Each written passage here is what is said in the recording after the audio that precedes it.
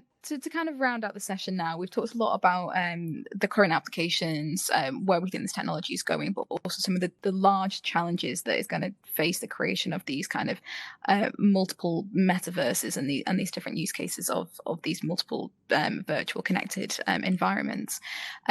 And to reiterate, the technology is not here yet. There's some fantastic people who is working on solving those issues, both from a regulatory and a technological perspective, and that work is so important.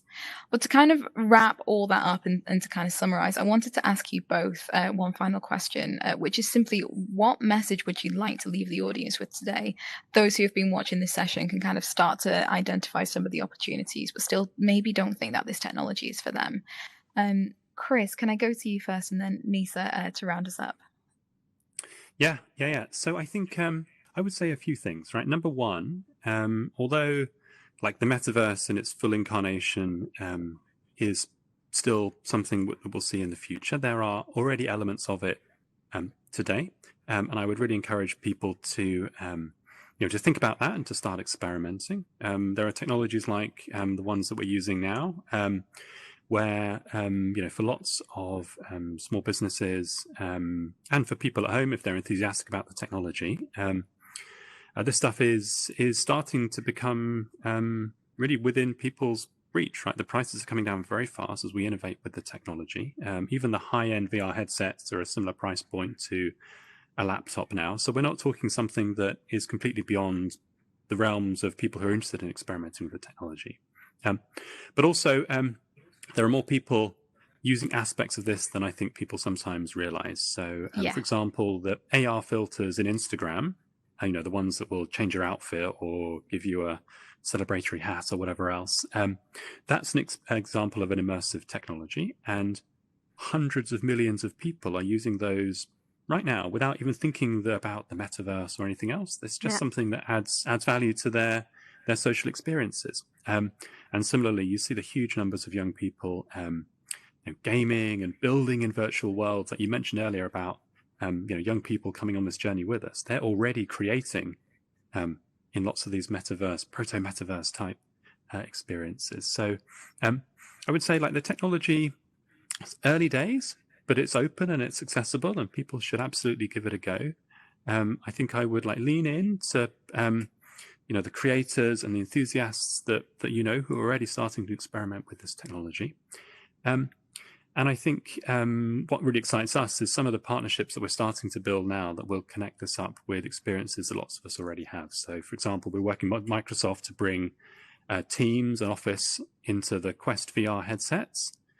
Teams and Office are things that a huge number of people use every day in the workplace, and we're going to make that a richer and more exciting experience, right? So if you're somewhere that uses that technology, right, you should be agitating for that in the workplace as well, I think, because the best way to learn about any of this is to get hands-on and to try it. Thanks, Chris, and thanks so much for joining us here today. Pleasure. Lisa? I would say that there is a lot of talk about the metaverse. There's a lot of ideas around what it could do, and like Chris said, we're not there yet. But actually, what is being developed, what is being looked at and explored in terms of the different types of technologies and the capabilities they offer is really important to keep on our horizon. I think for healthcare in particular, we need to keep experimenting and understanding what the art of the possible is. But also, where is actually going to show us the real impact? What is going to show us the impact it has on people in the way that we deliver our care, so that we can actually say, yes, this is the right space to be using it. It's not so much about demographics, but I think for me, it keeps honing down into what is the real kind of issue or user need that we're looking at, and how is that technology going to help us? And then when it is applied in that setting, what is the impact? What benefits do you get from using it in that way?